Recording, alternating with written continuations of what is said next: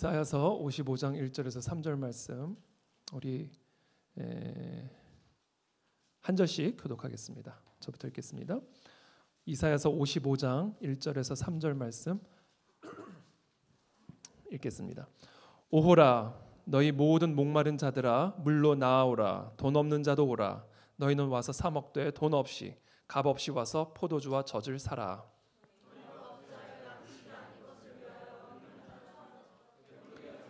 위하여 수고하느냐 내게 듣고 들을지어다. 그리하면 너희가 좋은 것을 먹을 것이며 너희 자신들이 기름진 것으로 즐거움을 얻으리라. 함께 읽겠습니다. 너희는 귀를 기울이고 내게로 나와 들으라. 그리하면 너희의 영혼이 살리라. 내가 너희를 위하여 영원한 언약을 맺으리니 곧 다윗에게 허락한 확실한 은혜이니라. 아멘. 네, 오늘 우리 11월 마지막 우리 금요 철야 예배 너희의 영혼이 살리라라는 제목으로 오늘 함께 말씀을 나누겠습니다. 여러분 우리 인생에서 가장 중요한 게 뭘까요? 여러분 삶에서 제일 중요한 게 뭘까요? 네? 하나님을 아는 거. 감히 틀렸다고 말을 할 수가 없는데 제가 원하는 답은 아니었어요. 물론 그게 궁극적인 답이긴 합니다. 그러나 지금 제가 원하는 답이 있습니다. 우리 인생에서 가장 중요한 거, 우리가 살아가는 데 있어서 우리가 한 번밖에 없는 이 인생을 살아가는 데 있어서 우리의 삶에서 제일 중요한 게 있다면 뭘까요? 네? 누가 얘기하셨어요? 먹는 거. 자신의 상태를 그대로 얘기해 주세요. 우리 인생에서 제일 중요한 거는요, 우리가 잘 사는 겁니다. 아니, 그보다 더 중요한 게 뭐가 있어요? 저와 여러분들이 이 한 번밖에 없는 인생을 사는 데 있어서 다시 회복이 불가능하잖아요. 두 번이란 게 있을 수 없잖아요. 오늘 지나가면 오늘이 끝나는 거 아니에요. 그만큼 우리는 이 삶의 끝을 향하여 매일매일 가까워진단 말이에요. 그러니까 우리의 삶에 있어서 우리가 한 번밖에 없는 이 인생을 살아가는 데 있어서 제일 중요한 것, 잘 사는 겁니다. 옆에 분들에게 인사하겠습니다. 잘 사시게 되기를 축복합니다. 여러분 정말 저와 여러분들 모두가 이 한 번밖에 없는 인생을 잘 사시게 되기를 축복합니다. 우리가 이 잘 사는 것을 보통 행복이라고 이야기를 하죠. 그렇다면 어떻게 해야 인간이 잘 살 수 있을까요? 어떻게 하면 인간이 잘 살 수 있어요? 여러분 자신에게 한번 질문해 보세요. 여러분 잘 살고 계세요? 나는 지금 너무 잘 살고 있어. 우리 주변 한번 잘 살펴보세요. 저도 이제 목회를 하면서 이제 깨닫게 된 것 중에 하나가 인생을 살아가는데 우리가 다 인생을 살아가고 있잖아요. 각양각색의 모습으로 인생을 다 살아가고 있는데 생각보다 잘 살고 있는 분들이 많지 않다는 사실을 제가 보게 되었고 깨닫게 되었습니다. 생각보다 많지가 않아요. 우리가 보통 돈이 많으면 잘 산다고 이야기를 하죠. 그 사람은 잘 살아. 그 얘기는 보통 돈이 많은 거, 좋은 집에서 좋은 차를 타고 좋은 옷을 입고 좋은 음식을 먹고 사는 사람을 보통 우리가 그 사람 참 잘 살아 이렇게 얘기하죠. 반면에 그 사람 요새 못 살아 그 얘기는 뭐예요? 보통 우리가 잘 살고 못 살고를 얘기를 할 때는 그 사람의 재정적인 상태를 두고 평가를 할 때 그 사람이 잘 살아 못 살아를 평가를 합니다. 근데 여러분 삶이 괴롭고 고통스러워 가지고요 죽지 못해 사는 부자들이 얼마나 많은지 아세요, 여러분? 지금 여기 계신 분들은요 다 상대적으로 어마어마한 부자들이에요. 전 세계 인구를 두고 봤을 때 기본적으로 대한민국에서 살고 있다. 우리는 지금 전 세계 인구로 비율로 봤을 때 우리는 상위 10% 안에 들어간다는 거죠.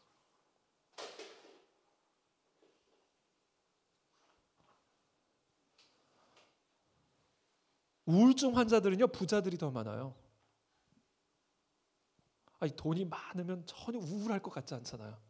전 돈이 많은 건 상상만 해도 막 행복한데 상상해 보세요. 내 지금 은행 통장에 막 은행 계좌가 그냥 풀이다 풀.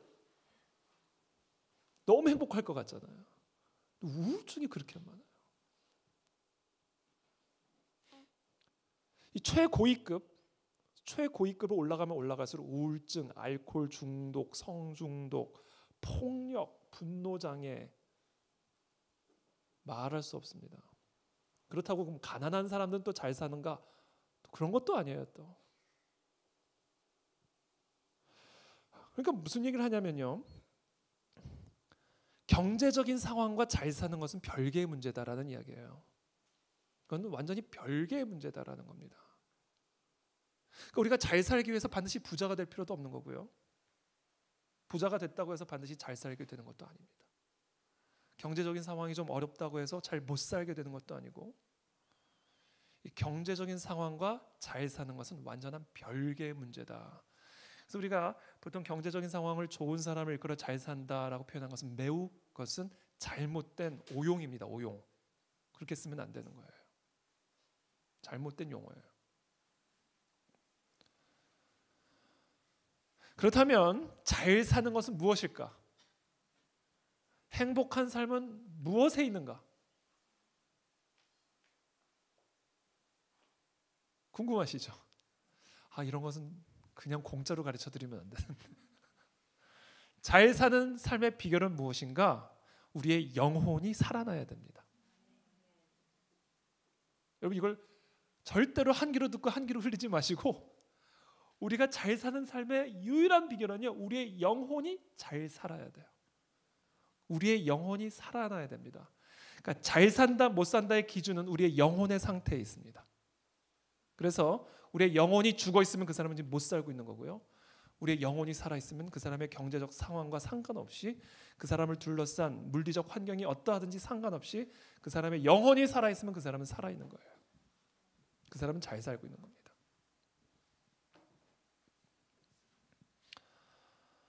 영혼은 마음이랑 동의어고요, 넓게 보면 그것을 세부적으로 차이를 두기도 하지만 하여튼 넓게 보면 영혼이 곧 마음이고 마음이 곧 정신입니다.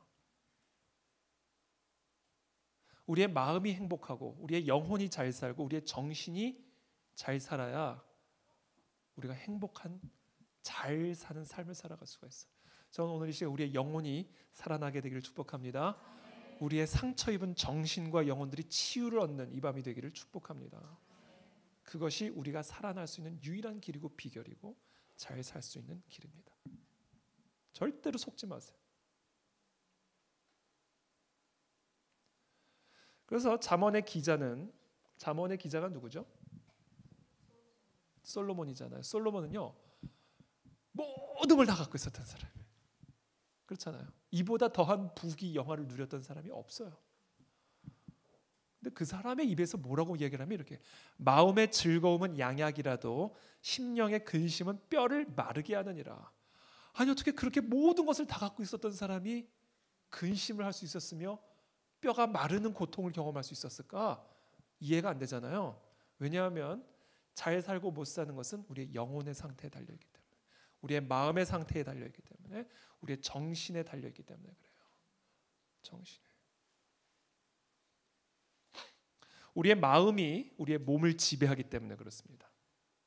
우리의 영혼이, 우리의 정신이 우리의 몸을 지배하기 때문에 그래요. 그래서 마음이 즐거우면요, 양약이에요. 우리의 몸에 약이 됩니다. 그래서 그 웃음 테라피가 있잖아요. 여러분, 마음이 힘들고 영혼이 힘들고 정신이 힘들면요, 가끔 이렇게 코믹 프로 보는 것도 도움이 돼요.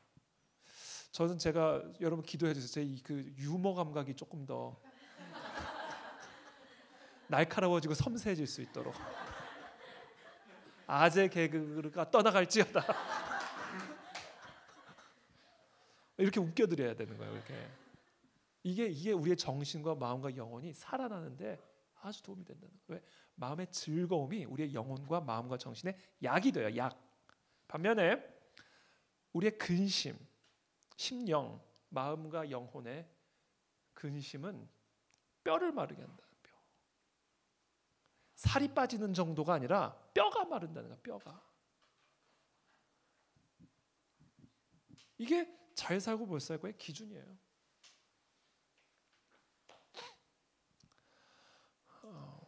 플라세보 현상이라고 있습니다. 혹시 아세요? 플라세보 현상 아세요? 저만 알고 있는 줄 알았더니 다 아네. 미국 예일 대학 연구팀에서 실험을 했어요. 밀가루를 캡슐에 넣어서 진통제처럼 보이게 만든 뒤에 두통을 호소하는 사람, 여자 환자들에게 이 캡슐을 먹였습니다. 밀가루를 넣어놓은 거예요. 캡슐 안에 밀가루 넣은 거예요. 그래서 그것은 두통을 호소하는 여자들에게 이게 진통제처럼 보이게 해서 줬어요. 그러니까 두통을 호소하던 환자의 40%가 두통을 나았어요. 밀가루 먹고. 그래도 아직 두통을 호소하는 사람들에게는 진통제라고 말한 다음에는 증류수를 주사를 했어요. 물, 증류수, 맹물. 그랬더니 60%가 두통이 사라졌어요. 이게 뭐예요? 맹물과 밀가루에 진통 효과가 있는 거예요. 언제? 그것을 진통제라고 생각하고 받아들일 때. 우리가 이런 현상을 플라세보 현상이라고 말합니다. 이 마음이, 우리의 영혼이, 우리의 정신이 우리의 뇌를 움직여 가지고요, 엔돌핀이라는 강력한 진통제를 이 안에서 분비시키기 때문에 밀가루를 먹고도 마음이 즐거우니까 뇌에서 엔돌핀이 분비가 돼가지고 진통 역할을 하는 거예요. 그래서 두통이 사라지게 되는 거죠. 이것을 플라세보 현상이라고 말을 합니다. 이것의 반대 효과가 있어요. 노세보 효과라는 게 있습니다. 노세보, 반대 효과입니다. 예컨대 의사가 불면증 환자에게 수면제를 주면서, 진짜 수면제를 주면서도 이 약을 먹고도 잠을 못 주무실 수 있습니다. 그런 분들도 있습니다. 라고 그 약의 부작용을 설명해 주면서 줬어요. 그러니까 그 부작용을 들으면서 이 수면제를 섭취한 환자들은 나도 잠을 못 잘 거야 라고 생각을 했기 때문에, 그렇게 생각한 환자는 수면제를 먹고도 밤새 잠을 잘 수 없었다라는 실험 결과들이 있습니다.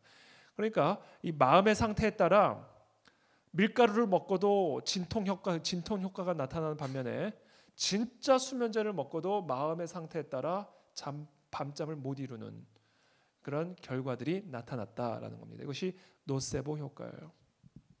그래서 의사들이 환자들에게 약의 부작용을 너무 자세하게 설명해 주기를 꺼려하는 이유도 바로 이와 같은 노세보 현상 때문이다라는 것이죠. 미국 사관학교 학생들을 상대로 흥미로운 실험을 했습니다. 잠자기 전에 A동 학생들에게는 카페인을 뺀 커피를 줬어요. 그리고 B동 학생들에게는 카페인을 넣은 우유를 주었습니다. A동 학생들은 속으로 카페인이 든 커피를 마셨으니까 잠을 못 잘 거라고 믿었어요. 그리고 그 다음날 실제로 A동의 많은 학생들이 잠을 못 이루었습니다. 카페인 뺀 커피를 먹고도. 반면에 정작 카페인을 마시고 잔 B동 학생들 중에서 불면증을 호소하는 학생은 아무도 없었다라는 거예요. 우유를 먹고도 자기는 거기 카페인이 우유에는 없잖아요. 근데 카페인을 넣은 우유를 먹고도 불면증을 호소했던 사람이 하나도 없었다라는 거예요. 마음이 몸을 지배하는 것이다라는 거예요. 마음이. 바로 이와 같은 실질적인 실험 결과들은 우리에게 무엇을 가르쳐 주는가? 잘 살고 못 사는 유일한 길은 바로 우리의 마음의 상태, 영혼의 상태, 정신의 상태에 달려 있다. 여기에 우리의 인생의 모든 것을 걸어야 됩니다. 우리의 마음을 지키고 우리의 인생을 지키고 우리의 정신을 지키는 이 일에. 이것이 우리의 생명을 좌우해요. 그래서 잠언서에서 솔로몬이 이렇게 이야기하죠. 모든 지킬 만한 것 중에 뭘 더욱 지켜라? 네 마음을 지켜라. 왜요? 생명의 근원이 이에서 나오기 때문이다. 절대로 여러분 여기 속지 마시기 바랍니다. 마음, 정신, 영혼에 달려 있어요. 여기서 우리의 생명이 달려 있습니다. 그러므로 우리가 잘 살기 위해서는, 우리가 살아나기 위해서는, 우리가 건강해지기 위해서는 뭐가 다시 살아나야 돼요? 우리의 영혼이 살아나야 돼요. 우리의 마음이 살아나야 되고 우리의 정신이 살아나야 됩니다. 우리가 못 살고 있는 이유는 다른 것 없어요. 우리의 마음이 지금 못 살고 있기 때문이고 우리의 정신이 죽어 있기 때문이고 우리의 영혼이 죽어 있기 때문이에요. 다른 게 없습니다.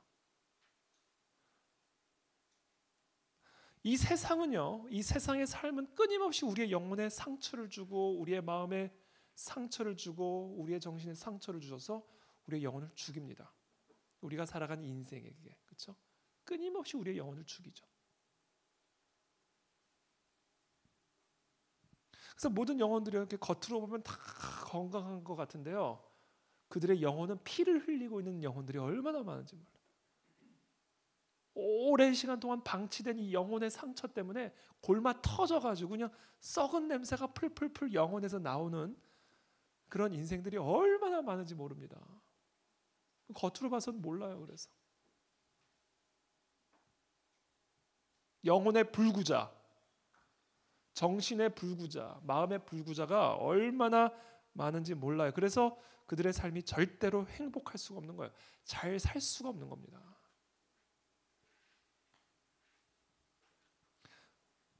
그러므로 우리가 다시 잘 살기 위해서 한 번밖에 없는 인생, 다시 돌아오지 않는 이 인생을 행복하게 잘 살아가기 위해서 우리에게 필요한 것은 단 하나. 그것은 바로 죽어있는 나의 영혼이 어떻게 해서든지 다시 살아나야 돼요. 어떻게 해서든지 살아나야 됩니다. 다시. 여기 유일한 희망이고 소망이에요. 그러므로 오늘 밤 우리의 질문은 이겁니다. 어떻게 나의 죽은 영혼이 다시 살아날 수 있는가? 어떻게 죽은 나의 영혼이 다시 살아날 수 있는가? 이게 오늘 이 밤의 우리의 질문입니다.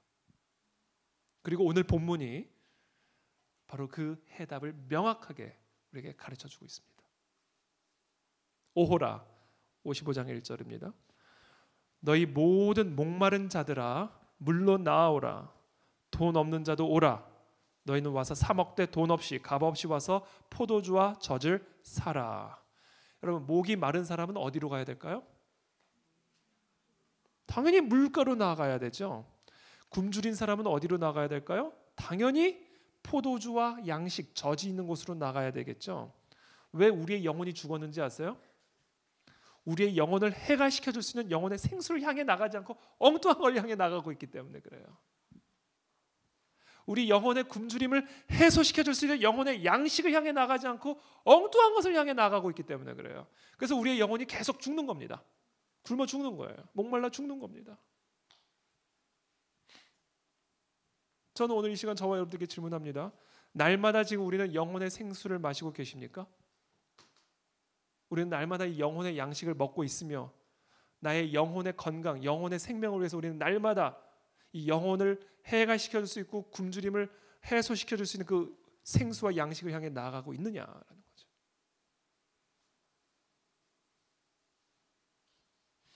우리의 영혼이 죽은 이유, 우리의 마음이 죽은 이유, 영혼을 해갈시켜줄 수 없는 것을 향해 나아가고 있고 이 영혼의 굶주림을 채워줄 수 없는 것을 향해 나아가고 있기 때문에 우리의 영혼이 죽어가는 건 아주 단순한 이유입니다. 단순한 이유예요. 그래서 이사야서를 통해 하나님은 연이어 2절에 이렇게 말씀하십니다. 너희가 어찌하여 너희의 영혼이 왜 죽었는지 아니? 너희의 마음이 왜 죽어가고 있는지 아니? 어찌하여 양식이 아닌 것을 위하여 은을 달아주며 왜 너희의 은을 가지고 절대로 너의 영혼의 굶주림을 해결시켜 줄 수 없는 그것을 위해 은을 내놓냐는 거예요. 배부르게 하지 못할 것을 위하여 수고하느냐? 왜 너의 모든 힘과 시간을 절대로 너의 영혼을 배부르게 할 수 없는 그것을 위해서 수고하고 애쓰고 시간을 투자하느냐라는 거예요. 도대체 아주 단순한 이유다라는 거예요. 단순한 이유. 먹어야 사는데 왜 엉뚱한 곳에서 은을 달아주고 엉뚱한 곳에서 수고하고 있냐라는 거예요. 밥을 먹어야지 와서.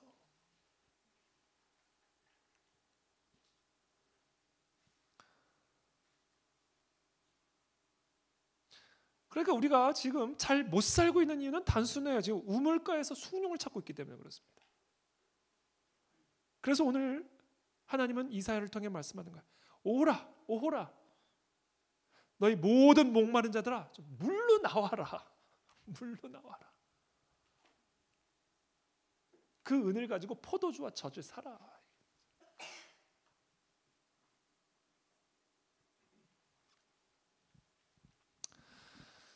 그렇다면 오늘 우리가 우리의 영혼이 다시 살아나기 위해서, 우리의 정신과 마음이 다시 살아나기 위해서 우리는 무엇을 먹어야 하며 무엇을 마셔야 할까요? 무엇을 먹는 것도 아니고 무엇을 마시는 것도 아닙니다. 무엇을 듣느냐에 걸린 문제. 무엇을 듣느냐. 여기 우리의 영혼의 생명이 걸린 문제예요. 우리의 영혼이 살아나기 위해서는요, 우리는 무엇을 들어야만 살 수 있습니다. 여기 우리의 생명이 달린 문제. 그래서 2절에 어찌하여 양식이 아닌 것을 위하여 은을 달아주고 어찌하여 배부르게 하지 못할 것을 위해 수고하느냐.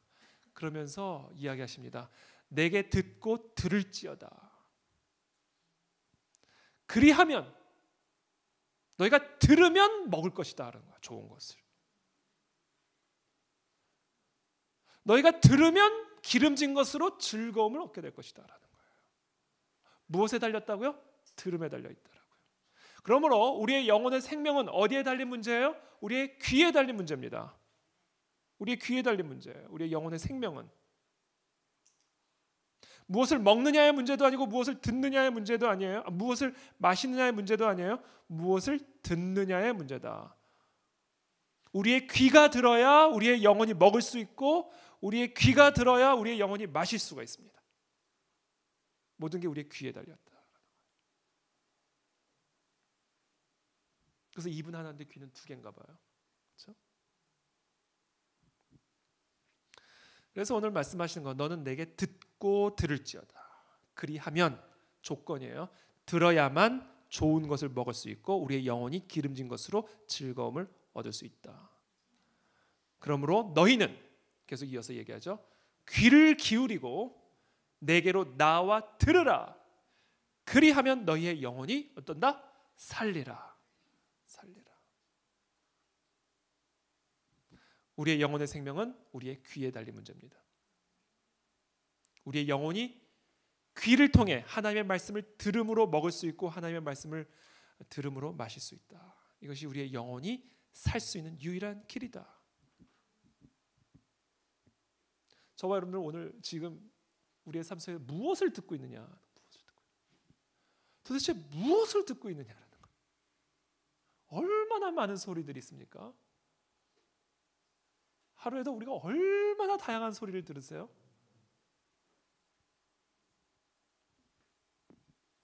근데 여러분, 우리의 영혼이 살고 우리의 마음이 살고 정신이 살려면요, 듣는 것을 다 받아 먹으면 죽어요. 들리는 대로 다 받아 먹었다가는 죽는다고요. 여러분 막 아무거나 드세요? 아니죠. 먹을 수 있는 것만 먹잖아요. 막 배고프다고 막 아무거나 막 먹는 게 아니잖아요. 먹을 수 있는 걸 먹을 수 있잖아요. 그와 똑같아요. 우리의 영혼은 뭐로 먹는다고요? 귀로 먹어요. 그렇기 때문에 들리는 대로 다 들었다간 죽어요. 우리가 막 아무거나 먹었다간 죽는 것처럼 우리가 그냥 들리는 대로 아무거나 다 듣고 그것을 먹어버리면요, 우리의 영혼이 죽어버린다고요. 그러니까 여러분, 우리의 영혼이 죽는 이유는요, 듣기는 듣되 엉뚱한 것을 듣고 먹고 있기 때문에 죽는 거예요. 뭐를 들으라고? 나를 들으라 그랬어요. 나를. 저 사람도 이야기하고 이 사람도 이야기하고 저것도 이야기하고 요것도 이야기하는데 그 많은 것 중에 나를 들으라 그러잖아요. 그래야 영혼이 산다는 거예요. 저는 오늘 이 시간 예수 그리스도의 이름으로 하나님이 아닌 다른 소리들을 대적하고 내쫓게 되기를 축복합니다. 그게 우리를 죽이는 거예요, 여러분. 그대로 먹었다가는 죽어요, 우리는.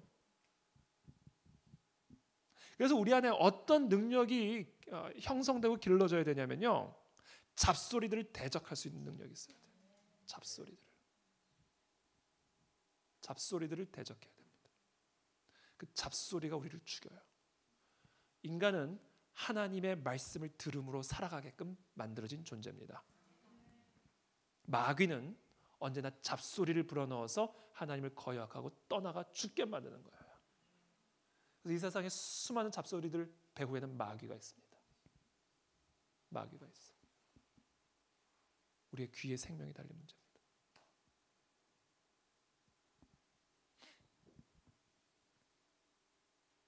보세요. 하나님의 말씀이 어떤 건지. 여호와의 말씀으로 하늘이 지음이 되었으며. 여러분, 하나님의 말씀으로 저 하늘이 만들어졌다잖아요. 그 만상을 그의 입 기운으로 이뤘다. 기운으로 이 만상이 만들어졌다는 거 아니에요? 그러면서 이렇게 말씀하세요. 시편에 그가 바닷물을 모아 무더기같이 쌓으시며 깊은 물을 곳간에 두시도다. 뭐로요? 말씀으로. 그러면서 이렇게 말씀하세요. 그가 말씀하심에 이루어졌으며 명령하심에 견고히 섰도다. 이 말씀을 먹어야 산다는 거예요.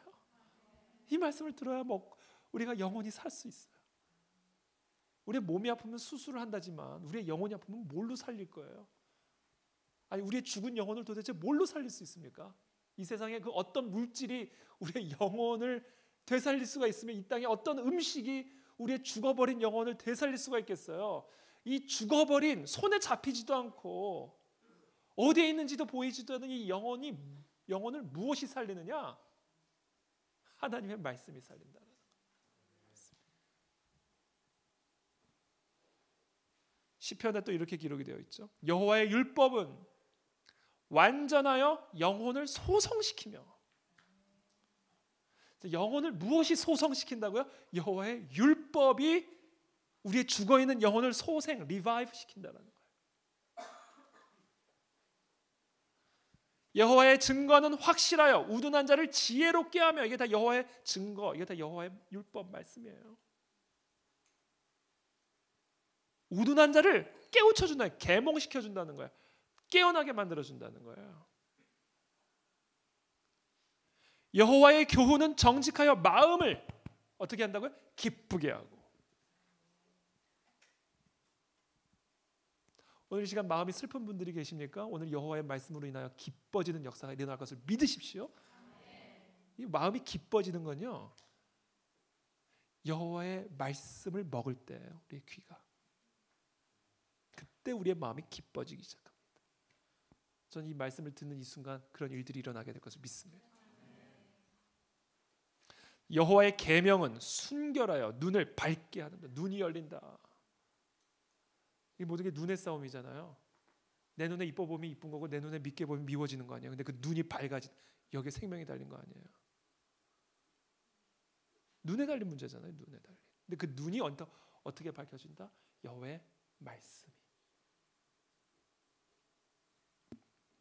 그러므로 이렇게 얘기합니다. 시편 기자가 금 곧 많은 순금보다 더 사모하라.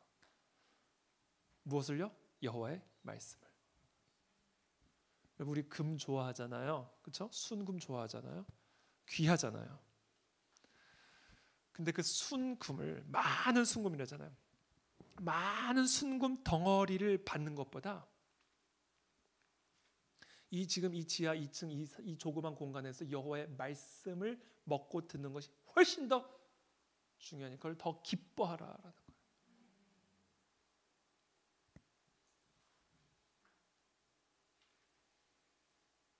여러분, 죽은 나사로의 영혼이 어떻게 다시 살아났어요?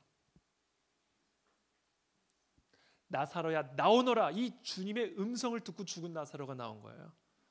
여러분, 죽은 영혼이, 무덤에 들어가 사흘이 지난 죽은 영혼이 나사로야 나오너라 그 말씀을 듣고 나왔다고. 여러분, 이 느낌을 우리가 이해할 수 있는 방법이 있습니다.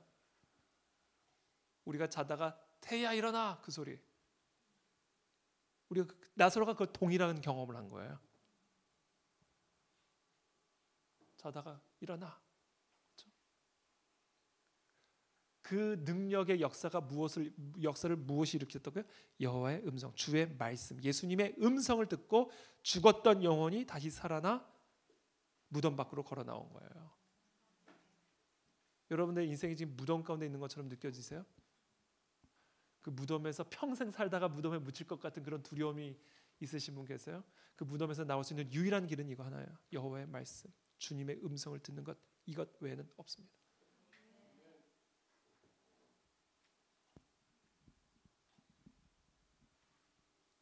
골짜기에 가득하게 널브러져 있던 해골, 상상해 보세요. 그래도 나사로는 여전히 살아있어요. 썩어가는 상황이었죠. 그래서 그래도 온몸은 멀쩡했어요. 그래도 부패가 시작된 상황이었기 때문에. 근데 이 골짜기에는요, 에스겔의 환상에 보였던 골짜기에는요, 이미 피부가 다 썩어가지고요, 마른 뼈들만 가득했던 골짜기예요. 거기에 영혼이, 무슨 영혼이 남아 있으며 거기에 무슨 생명이 남아 있어요. 근데 그 해골 마른 뼈들이 어떻게 다시 살아나기 시작했어요? 어떻게 연결이 되고 결합이 되고 그 위에 피부 조직이 생기고 근육이 붙어서 하나님의 거대한 군대로 일어서는 그 비결이 어디에 있었어요? 너희 마른 뼈들아 여호와의 말씀을 들을지어다. 그러니까 마른 뼈를 갖다 놓고 여호와의 말씀을 하니까 그 마른 뼈가 여호와의 말씀을 들었다니까요. 마른 뼈가.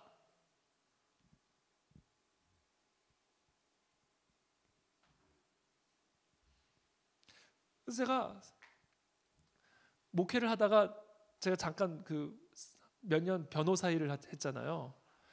저는 그때 사실은 여차하면 세상으로 그냥 쭉 들어가려고 그랬어요. 근데 제가 4년 동안 세상을 경험하면서 분명하게 깨달은 게 하나 있는데, 이건 뭐냐면 이거는 말씀이 아니고는 다른 길이 없다라는 걸 제가 아주 뼈저리게 본 거예요. 뼈저리게. 그러니까 사람이 한 번밖에 못 사는 인생, 정말 이 세상을 변화시킬 수 있는 단 하나의 일을 한다면 말씀을 선포하는 자가 돼야 되겠다.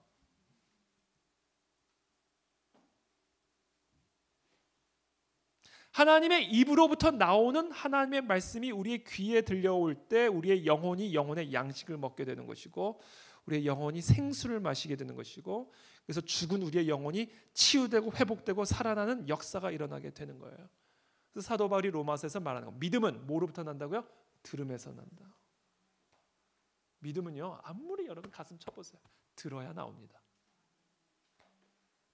그리고 들음은 뭐를 들음으로? 그리스도의 말씀으로. 그리스도의 말씀을 들음으로 믿음이 일어나는 거예요.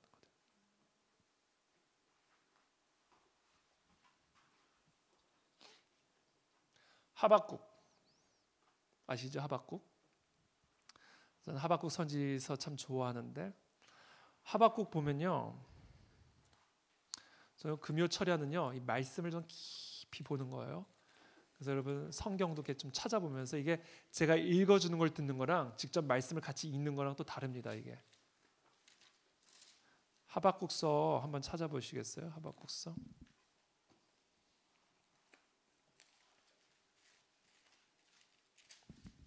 하박국 보면요, 이 하박국의 호소로 하박국 선지서는 시작이 됩니다. 그러니까 다른 선지서는요 심판을 경고합니다.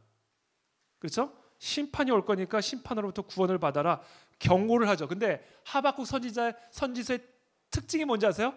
심판을 간구해요. 심판해 달라는 거예요. 그러면서 이 1장에 뭐로 얘기하면, 여호와여 내가 부르짖어도 주께서 듣지 아니하시니 어느 때까지일까? 내가 강포로 말미암아 외쳐도 주께서 구원하지 아니하시나이다.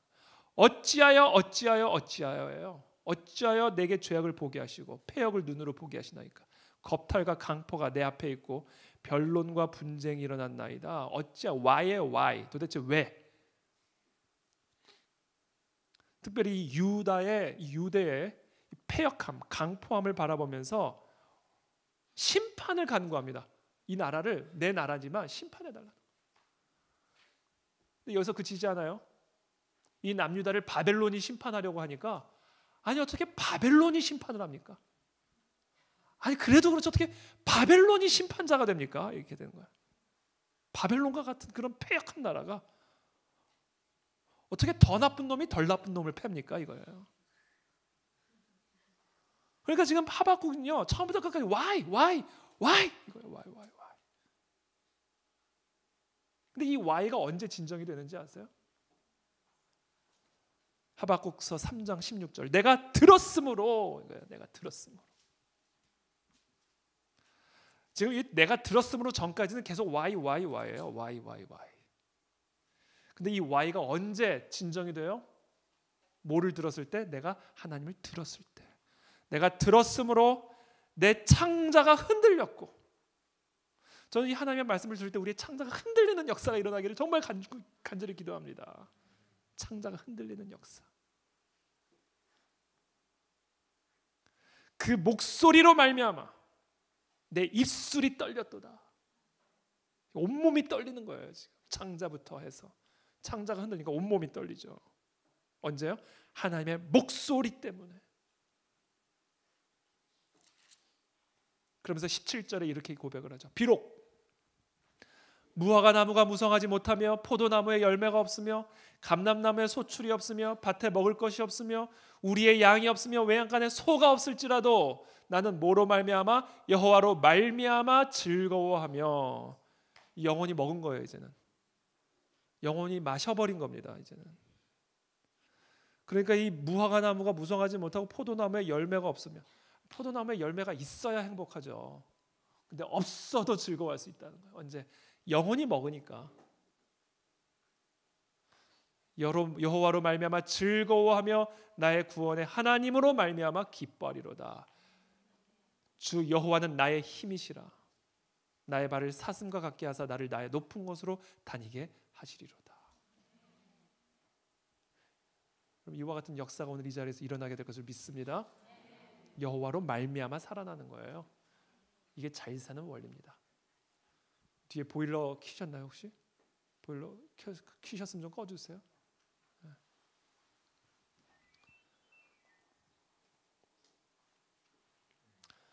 자, 제가 지금 이 앞에 계셨구나. 네. 그래서 제가 지금 우리의 영혼이 살아나기 위해서 하나님의 말씀을 들음으로 우리의 영혼이 살아난다 그랬어요. 근데 여기 한 가지가 더 필요해요. 우리의 영혼이 하나님의 말씀을 들어야 우리의 영혼이 살아난다. 지금까지 드린 말씀이죠. 근데 한 가지가 더 필요해요. 하나님의 귀가 우리의 말을 먹어야 돼요. 쌍방간에 먹어야 됩니다. 교제, 인격적인 교제와 사귐. 우리의 영혼이 하나님의 말씀을 들을 때, 우리의 귀가 하나님의 음성, 여호와의 목소리를 들을 때 우리의 영혼이 살아날 뿐 아니라 거기 하나가 더 필요해요. 하나님의 귀가 우리의 목소리를 들으셔야 돼요. 하나님의 귀와 나의 귀가 연결이 돼야 됩니다. 그때 하나님의 능력이 내 안에 흘러들어오고 하나님의 생명이 내 안에 흘러들어오고 하나님의 치유가 내 안에 흘러들어오는 거예요.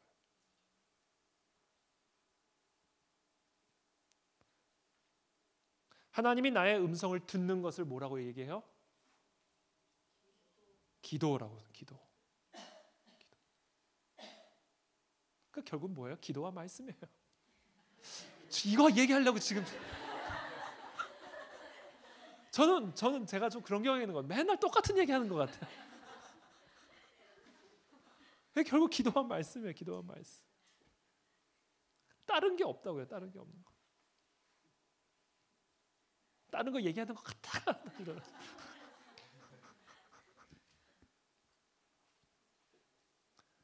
보세요. 이스라엘 자손은, 출애굽기 말씀이에요. 이스라엘 자손은 고된 노동으로 말미암아 탄식하여 뭐했다? 부르짖으니. 부르짖어야 돼요. 그 고된 노동으로 말미암아 부르짖는 소리가 어떻게 됐다고요? 하나님께 상달되었느니라. 하나님이 그들의 고통 소리를 들으시고 하나님이 아브라함과 이삭과 야곱에게 세운 그의 언약을 기억하사 하나님이 이스라엘 자손을 돌보셨고 하나님이 그들을 기억하셨더라. 이 모든 출애굽의 역사가 무엇으로부터 시작이 돼요? 여호와께서 그들의 부르짖음을 들으심으로 말미암아 시작이 된 거예요. 하나님도 들으셔야 돼요. 우리의 음성을 듣기를 원하신다. 그래 우리 하나님이 행동하실 수가 있다. 하나님의 행동이 어디서부터 시작이 돼요? 하나님이 들음으로 시작이 되잖아요. 부르짖어야 돼요. 우리가 영원히 사는 길입니다. 부르짖지 않으면 죽어요.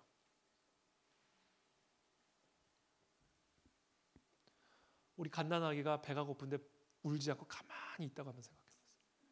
야, 너는 아기가 울지도 않고 신통하다. 배고프면 울어야 부모가 먹일 거 아니야. 아프면 그냥 울어 제껴야, 그냥 죽겠다고 부르짖어야 부모가 달려가서 아픈 것을 해결해 줄 거 아니에요. 이와 같은 원리예요. 동일한 논리로. 부르짖어야 하나님이 행동하신다. 하나님이 들으셔야 돼요. 그래 행동하십니다. 예레미야가 아직 시위대 뜰에 갇혀 있을 때, 그렇죠. 시위대 뜰에 갇혀 있을 때, 여러분 지금 감옥에 갇혀 있는 거거든요. 지금 여러분 혹시 사방팔방에 갇혀 있는 듯한 그런 상황에 갇혀 계신 분들 계세요? 근데 여러분, 그 갇혀 있는 그 시위대 뜰에는 아무도 들어갈 수 없었지만 뭐가 들어갔다? 하나님의 말씀은 들어간다. 무엇이든 뚫고 들어갑니다. 하나님의 말씀. 여러분들이 저 땅 끝에 거해도 하나님의 말씀은 거기까지 날아갑니다. 여러분들이 아무리 지하 깊은 카타콤 같은 곳에 묻혀 있어도 하나님의 말씀은 그것을 다 뚫고 들어갑니다. 지하 2층도 뚫고 들어오시잖아요. 어떤 견고한 성벽도 하나님의 말씀은 뚫고 들어가요. 그래서 이렇게 얘기해요. 예레미야가 아직 시위대 뜰에 갇혀 있을 때 여호와의 말씀이 그에게 두 번째로 임하니라. 이 위로죠. 엄청난 힘이고 위로죠. 어떤 상황에서도 말씀이 임한다. 그러면서 이렇게 이르시되, 어떤 말씀을 들었냐면요, 예레미야가 그 갇혀 있는 상황에서 이 말씀을 들었어요. 이를 행하시는 여호와, 그것을 만들며 성취하시는 여호와, 그의 이름을 여호와라 하는 이가 이와 같이 이르시도다. 너는 내게 부르짖으라. 하나님이 지금 우리에게 말씀을 하시는데 그 말씀이 뭐냐고? 부르짖으라는 거예요. 이게 하나님의 말씀이에요. 부르짖어야 사는 거예요.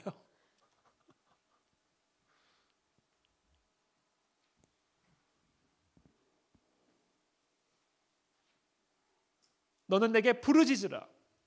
내가 네게 응답하겠고 네가 알지 못하는 크고 은밀한 일을 네게 보이리라.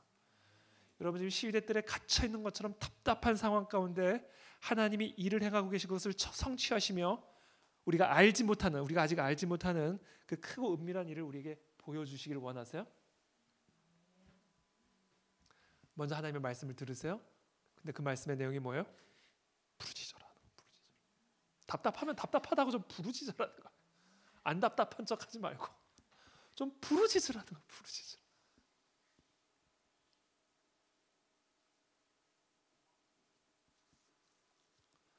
우리 역대하 한번 찾아볼까요? 역대하.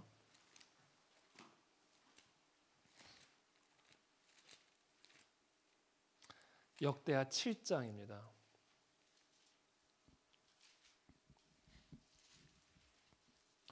역대하 7장 12절. 제가 한번 쭉 읽어드릴게요. 16절까지. 밤에, 어두운 밤이죠. 흑암과 같은 밤에 여호와께서 솔로몬에게 나타나서 그에게 이르시되, 말씀하시죠. 어떤 흑암의 밤에서도 하나님은 말씀하고 계시죠. 근데 어떤 내용을 말씀하셨는가? 내가 이미 네 기도를 듣고 이곳을 택하여 내게 제사하는 성전을 삼았으니, 혹 내가 하늘을 닫고 비를 내리지 아니하거나, 혹 메뚜기들에게 토산을 먹게 하거나, 혹 전염병이 내 백성 가운데 유행하게 할 때에 내 이름으로 일컫는 내 백성이 그들의 악한 길에서 떠나 스스로 낮추고 뭐하여? 기도하여 내 얼굴을 찾으면 내가 하늘에서 뭐하고? 듣고 그들의 죄를 사하고 그들의 땅을 고칠지라. 이제 이곳에서 하는 기도에 내가 눈을 들고 귀를 기울이리니 이는 내가 이미 이 성전을 택하고 거룩하게 하여 내 이름을 여기에 영원히 있게 하였습니다. 내 눈과 내 마음이 항상 여기에 있으리라. 그러니까 여러분, 어떤 상황에서 성전으로 달려 나오셔야 됩니다. 새벽이든 밤이든. 그래야 치유가 일어나고 고침이 일어나고 살아나는 역사가 일어난다.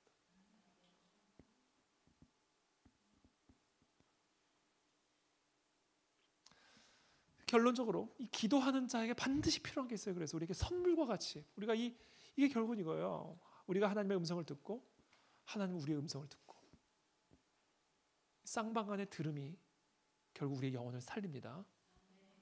그러기 위해서 우리에게 반드시 필요한 선물이 있어요. 뭔지 아세요? 아무것도 할 수 없는 무력감입니다. 무력감이 있어야 귀가 열리고요. 무력감이 있어야 입이 열립니다.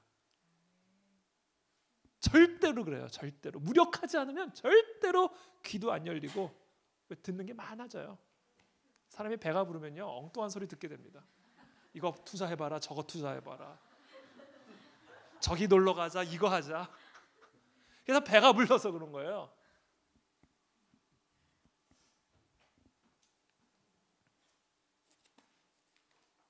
그래서 우리가 우리의 귀가 열리고 우리의 입이 열려 영원히 하나님의 음성을 먹고 하나님은 우리의 부르짖음을 듣기 위해서는요, 우리에게 반드시 있어야 되는 게 있어요. 반드시.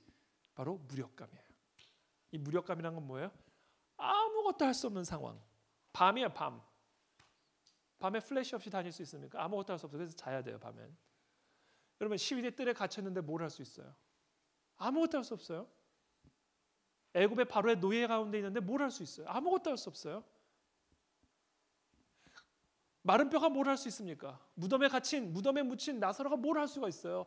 그러니까 하나님의 음성을 듣고 하나님께 부르짖었던 모든 사람들은 다 죽었다. 아무것도 할 수 없는 죽었던 사람들이에요. 죽었던 사람들.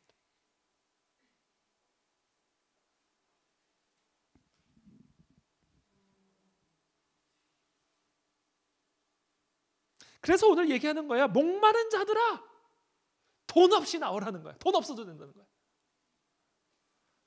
돈 없는 자도 오라. 너희는 와서 사 먹되. 돈 없이, 값 없이 와서 포도주와 젖을 사라. 살 돈이 없어야 나온.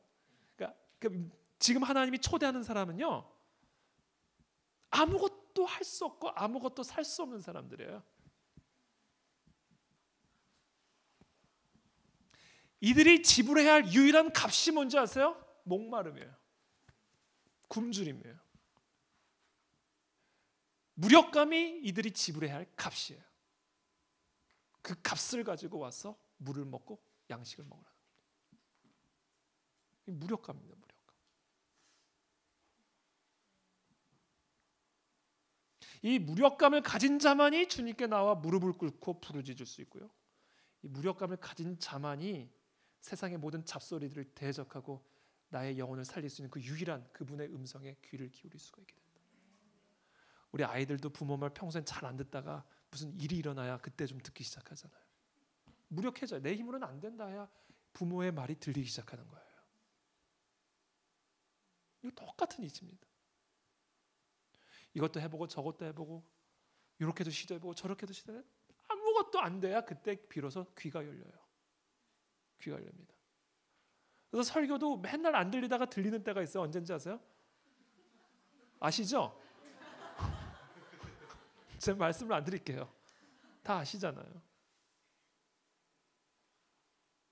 설교 때 맨날 주무시다가 설교가 막 꿀처럼 달 때가 있어요. 언젠지 아시죠?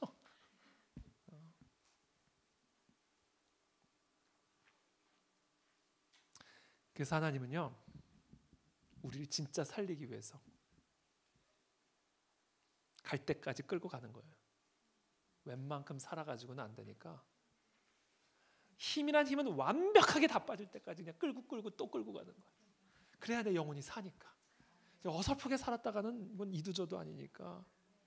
내가 육신이 편안하다고 내가 살았다고 착각하니까 완전히 죽을 때까지, 완전히 무덤에 들어갈 때까지. 그래서 왜 이렇게 좋아해? 썩은 냄새가 풀풀 날 때까지 끌고 가시는 거예요. 그래서 예수님이 이틀 더 유하고 가신 겁니다. 마리아도 죽이고 마르다도 죽이고 나사로도 다 죽이고. 그래야 사니까. 이게 하나님의 고난과 고통과 무덤과 밤과 시위대 뜰 안에 담겨진 섭리입니다. 우리의 영혼을 살리기 위한 하나님의 기가 막힌 사랑의 섭리예요, 여러분. 하나님을 찬양하게 되기를 축복합니다. 하나님이 지금 우리의 영혼을 살리고 계시는 거예요. 죽이는 것 같죠? 아니요, 살리고 계시는 거예요. 나를 버린 것 같죠? 아니요, 살리고 계시는 거예요.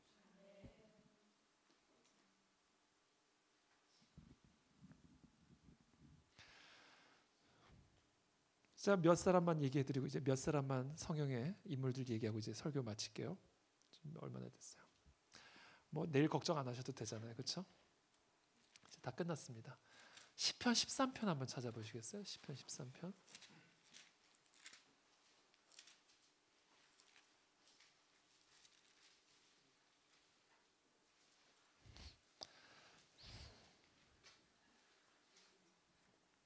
여러분, 우리가 고통 가운데 있을 때, 시위의 뜰 안에 갇혀 있을 때, 정말 나를 무력할 때까지 끌고 가실 때 우리가 가장 반복적으로 내뱉는 말이 있습니다.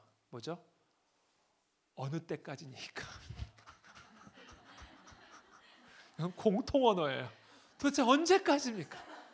내가 벌써 30이고 40이고 50이고 60인데 도대체 언제까지입니까? 이겁니다. 이 무력감의 언어예요. 이게 무력감의 언어. 보세요. 다윗의 시예요. 여호와여, 어느 때까지니까? 나를 영원히 잊으시나이까? 주의 얼굴을 나에게서 어느 때까지 숨기시겠나이까? 나의 영혼이 번민하고 종일토록 마음에 근심하기를 어느 때까지 하오며 내 원수가 나를 치며 자랑하기를 어느 때까지 하리까? 이 다윗의 이 고통을 느끼세요? 여호와 내 하나님이여, 나를 생각하사 응답하시고 나의 눈을 밝히소서. 두렵건대 내가 사망의 잠을 잘까 하오며. 죽음의 고통을 통과하고 있는 겁니다. 죽음의 고통, 정말 사망의 고통. 두렵건대 나의 원수가 이르기를 내가 그를 이겼다 할까 하오며 내가 흔들릴 때 나의 대적들이 기뻐할까 하나이다. 그러면서 갑자기 이렇게 얘기해요. 나는 오직 주의 사랑을 의지하였사오니 나의 마음은 주의 구원을 기뻐하리이다. 왜 이렇게 갑자기 바뀌는 거예요? 아니, 언제 그랬다는 듯이 어떻게 4절에서 5절이 이렇게 바뀔 수가 있어요? 6절은 더해요. 내가 여호와를 찬송하리니 이는 주께서 내게 은덕을 베푸심이로다. 이거 너무 갑자기 변한 거 아니에요? 근데 여러분, 부르짖음이 이렇게 변화시켜요. 이게 부르짖으면서 변화되는 거예요. 어느 때까지일까, 어느 때까지일까, 어느 때까지 하면서 찬양합니다, 찬송합니다, 할렐루야 그러면서 살아나서 돌아가는 거예요. 그게 시편이에요. 그러니까 시편을 보는 거, 안 그러면 이거 왜 이렇게 맨날 울고 짜고 이 우울한 책을 왜 봐요? 근데 우리도 모르게 막 울고 짜다가 갑자기 찬송이 나오는 거예요. 이게 부르짖음입니다. 부르짖음. 갈 때까지, 그냥 어느 때까지, 어느 때까지. 그게 갈 때까지 뚫고 가면 생수가 터져 나오는 거예요. 대충 파가지면 안 되잖아요. 그냥 땅속 깊이 그냥 갈 때까지 가야 생수가 터져 나오잖아요. 그건 거예요. 어느 때까지, 어느 때까지, 어느 때까지. 영원히 죽이려고 그럽니까? 그러면서 갑자기 할렐루야 찬송. 저 홀로 영광 받았어서 이러는 거예요. 무력감이 찬양으로 나가는 거예요. 그러니까 여러분, 이게 우리 안에 담겨진 이 두려움과 고난과 고통에 담겨진 하나님의 사랑의 섭리다. 알아야 돼요. 가나안 여자의 믿음 아시죠? 마지막 우리 가나안 여자 한 번만 함께 보겠습니다. 마태복음 15장입니다.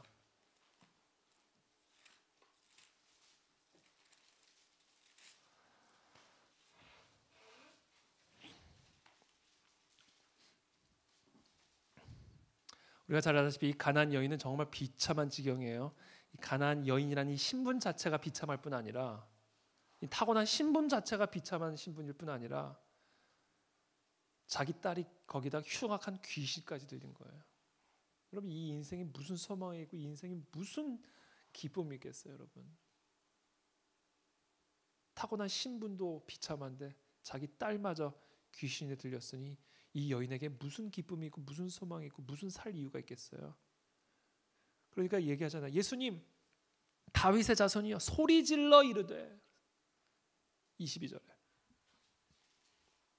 소리 질러 이르되 주 다윗의 자손이여 나를 불쌍히 여기소서. 사실 소리를 지르면서 얘기를 해야 되는데, 내 딸이 흉악하게 귀신 들렸나이다. 소리를 질렀죠. 부르짖었죠. 근데 기가 막힌 게 예수님이 한 말씀도 대답하지 아니하였다, 이렇게 기록되어 있습니다. 이해하기 힘든 행동이죠. 부르짖으면 들으신다고 그랬는데 한 말씀도 대답하지 아니하시니 제자들이 와서 청하여 말하되 그 여자가 우리 뒤에서 소리를 지르오니 그를 보내소서. 오죽하면 제자들이 다 민망해가지고 주님 지금 들리지 않으십니까? 뭐 한 말씀이라도 좀 하십시오. 그러니까 아주 못 들은 척하고 가시는 거죠, 예수님이. 그렇게 소리를 지르는데.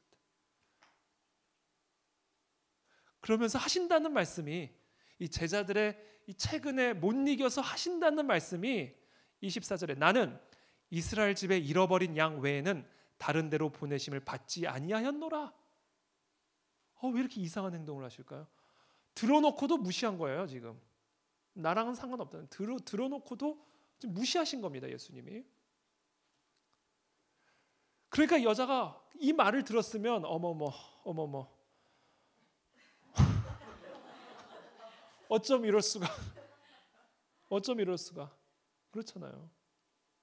완전히 그때부터는 그냥 들어 누워야 되는 거예요. 인생에 소망 없는 겁니다. 근데 여자가 와서 예수께 절하며 이르되, 처음엔 그냥 소리질러 부르짖었어요. 예수님이 못 들은 척하니까 이번에는 여자가 왔어요. 예수님 앞에. 자, 멀리서 부르짖다가 왔어요. 그리고는 뭐해요? 절을 했어요. 그리고 다시 부르짖습니다. 주여 저를 도우소서. 여러분, 이 진도가 느껴지세요? 진도? 거리의 진도가 느껴지세요? 이 갈망의 진도가 느껴지세요? 이 갈급함의 진도가 느껴지시죠? 그러자 예수님 말씀하십니다. 자녀의 떡을 취하여 개들에게 던짐이 마땅하지 아니하니라. 예수님 맞아요 이거? 이제 너는 개야 이런 거 아니에요? 나는 우리 양 떼도 우리 이스라엘 백성들 먹이려고 왔지 너희 개 먹이려고 온 게 아니야. 2번 더 나간 거예요 예수님이. 처음엔 못 들은 척하다가 그만큼 더 가까이 오니까 이제는 나는 개들을 위해서 온 사람이 아니야. 내 자식들에게, 내 자녀들에게 떡을 취하여, 그러니까 내 자녀들이 먹을 떡을 취해서 너 같은 개들에게 던지는 건 마땅한 게 아니야. 그럼 그때는 웬만하면 돌아가야죠 이제는. 아니면 뭐 정말 이거는. 근데 거기서 여자가 이렇게 말을 합니다. 주여 올소이다. 이거는 그냥 무장해제한 거야. 완전히 그냥 나를 포기해버린 겁니다. 나 개 맞습니다. 이렇게 돼버린 거예요. 그러니까 자기를 개라고 여기는 수준까지 나간 거예요. 그러니까 개니까 개들이 먹는 거라도 달라는 거예요. 그러니까 지금 완전히 이 여인 안에 있는 모든 자존감이며 모든 것들을 하여튼 진액을 뽑아낼 때까지 지금 뽑아내신 거예요 예수님이. 개라는 소리를 듣고도 맞습니다라는 말이 나올 때까지 끌고 간 거예요. 여러분 자존심이 살아있으면 아직 더 가셔야 돼요. 자존심이 살아있으면 좀 더 가야 돼요. 내가 개입니다. 부스러기 자존심 상해. 아직 더 가야 돼. 부스러기라도 이게 돼야 되는 거예요. 그때까지 지금 예수님이 끌고 가시는 겁니다.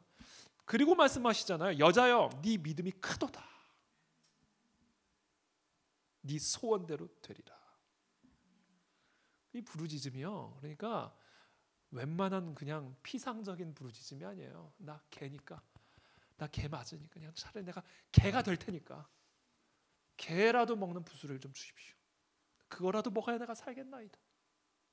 라는 단계로까지 낮아지고 작아지고 떨어져야 그때 우리의 부르짖음이 하나님의 귀를 뚫고 들어간다는 거예요. 그와 같은 뚫림이 오늘 이 밤에 일어나게 되기를 축복합니다. 우리가 오늘 설교를